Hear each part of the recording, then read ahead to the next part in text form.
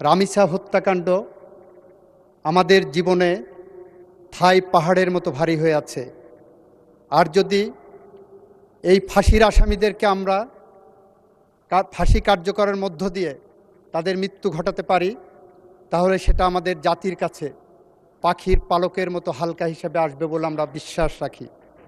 মানে স্পিকার, আপনার মাধ্যমে বাংলাদেশের সম্প্রতি ঘটে যাওয়া একটু অত্যন্ত হৃদয় বিদারক ঘটনার বিচার সম্পর্কে আপনার মাধ্যমে এই জাতীয় সংসদকে, এই মহান সংসদকে এবং গোটা জাতিকে আমরা অবহিত করতে চাই। মাননীয় স্পিকার, গত 19শে মে ঢাকা শহরের পল্লবী এলাকায় একটি অত্যন্ত নৃশংস ঘটনা ঘটেছিল, আপনারা সবাই দেখেছেন।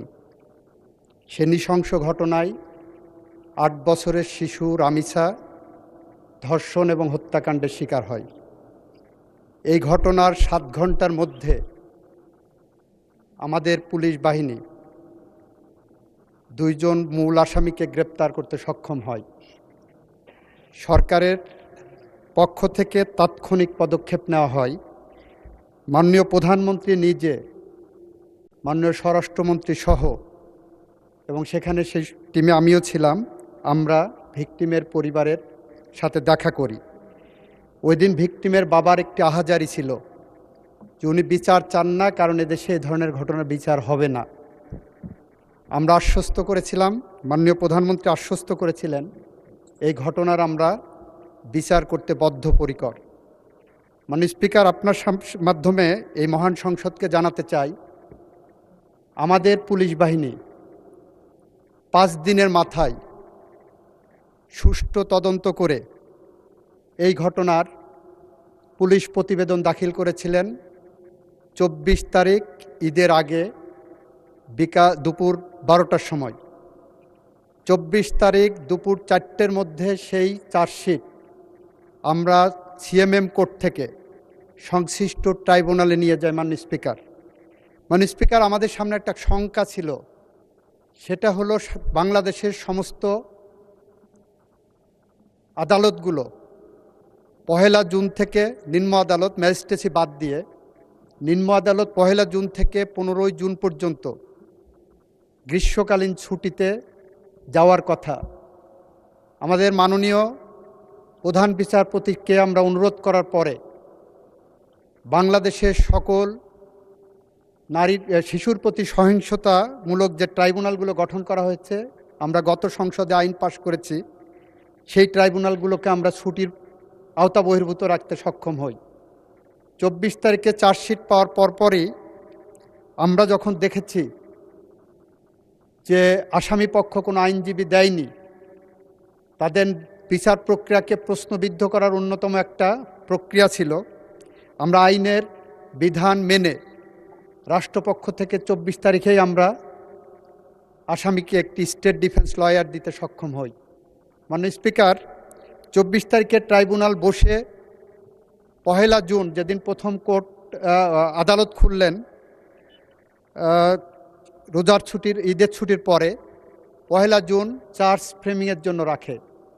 1 জুন যথারীতি এই মামলার অভিযোগ গঠন করা হয়। 2 জুনে এই মামলার 16 জন সাক্ষীর সাক্ষ্য সমাপ্ত করা হয়, গ্রহণ করা হয়। 3 জুনে এই মামলায় আসামিপক্ষ কোনো সাক্ষী দিতে চান কি না সেই ধরনের একটি দিন ধার্য রাখা হয়। 4 জুনে যুক্তিতর্কের জন্য উপস্থাপন দিন ধার্য করা হয়। 5 and 6 জুন শুক্র শনি থাকাতে 7 জুন আজকে ছিল, আজকে রায়ের জন্য দিন ধার্য ছিল এবং রায় যথারীতি ঘোষিত হয়েছে। আমরা রাষ্ট্রপক্ষ থেকে, প্রসিকিউশনের পক্ষ থেকে সমস্ত সাক্ষ্য সুবাদ উপস্থাপন পূর্বক যে রায় প্রত্যাশা করেছিলাম, যে রায় প্রস্তাব করেছিলাম, যে রায় আদালতের কাছে প্রার্থনা করেছিলাম, আদালত সমস্ত সাক্ষ্য প্রমাণ আলোচনা করে 41 ঘন্টা পর্যন্ত, 41 মিনিট শুধুমাত্র তার পর্যালোচনা এবং আদেশের পাঠটা ঘোষণা করেছেন।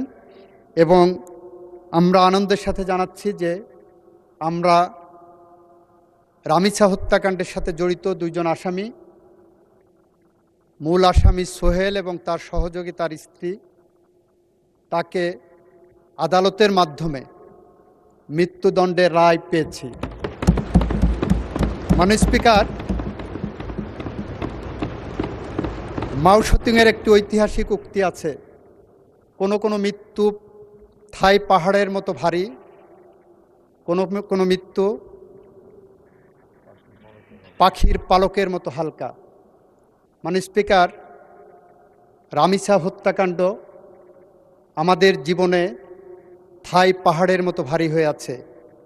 আর যদি এই ফাঁসির আসামিদেরকে আমরা ফাঁসি কার্যকরের মধ্য দিয়ে তাদের মৃত্যু ঘটাতে পারি, তাহলে সেটা আমাদের জাতির কাছে পাখির পালকের মতো হালকা হিসেবে আসবে বলে আমরা বিশ্বাস রাখি।